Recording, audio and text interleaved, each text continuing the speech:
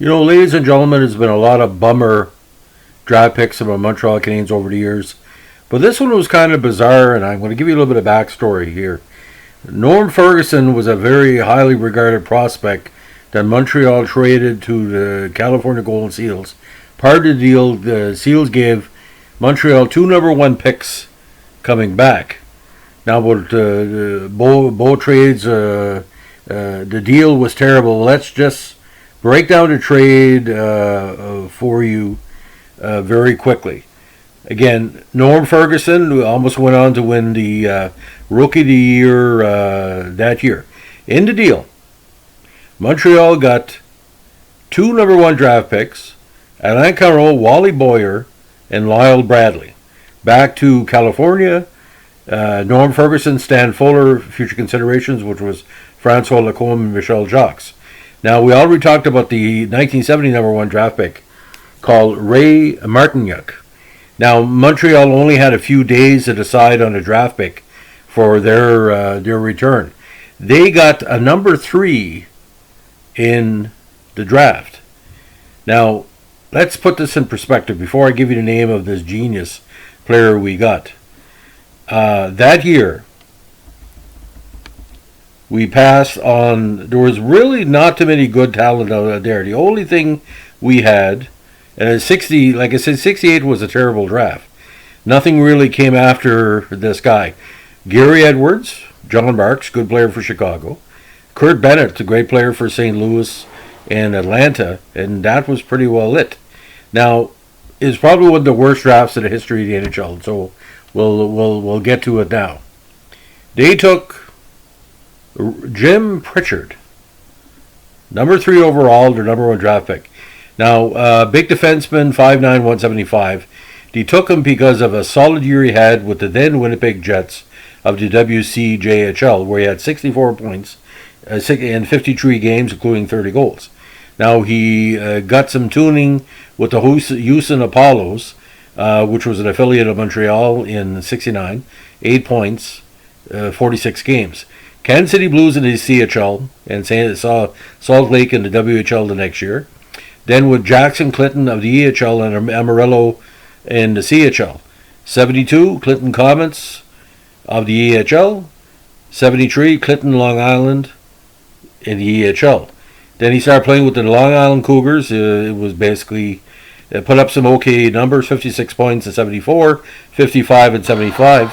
And he was eventually called up to the big squad, the Calgary Cowboys, and sorry about that little ad running in the background. My apologies. He finally made it to major pros with the Chicago Cougars, in I think maybe a tryout of 2 games. Did virtually nothing, no points, no assists, no penalty minutes. 76 with the Erie Blades of the NHL.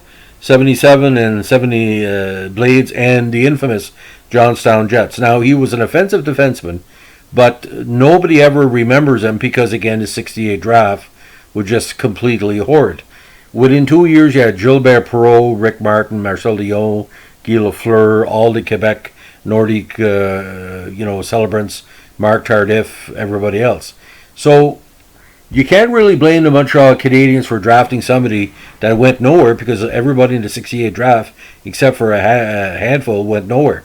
But Pritchard, for me, was another example of some of the good prospects who were coming out of Winnipeg, Manitoba, and he had a good, minor pro career. I mean, if you play with 1, 2, 3, 4, 5, 6, 7, 8, 9, 10 minor pro franchises over a decade, that's not a negative. You're doing what you're paid for, is to play professional hockey. But like I said, I just look at that fact. If you would have took something from the 69 or 70 draft, but I think California had some other additional draft picks, because if you look at the 68 NHL amateur draft, actually Montreal had 1, 2, and 3 of that year as well, and which they were picking the pockets of a lot of people. But you know something? This is kind of weird. The Winnipeg Jets were high the radar of a lot of people. There was 3 players from the Jets were picked in the first 2 rounds. Doug Smith was taken by Oakland, which is the California Golden Seals, and Jim Benzelock from Minnesota. But, hockey's a strange game. You look at Roger Belisle. They drafted him after an okay career with, with Drummondville and Montreal North Beavers and Muskegon Mohawks. He was number 2 overall, and again, he did nothing. So, I mean, who knows about hockey in the late 60s? How come within 2 years there was all these superstars? Hockey's a strange game. They never even took any of the Team Canada prospects, which you should have.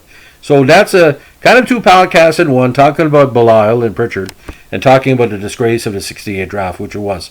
It wasn't the players' fault because there were AHL and CHL players. There weren't really NHLers. But I would like Montreal would have took Kurt Bennett. I think he would have fit well with the Jimmy Roberts style we had a lot back in the day. Have a good evening. Bye.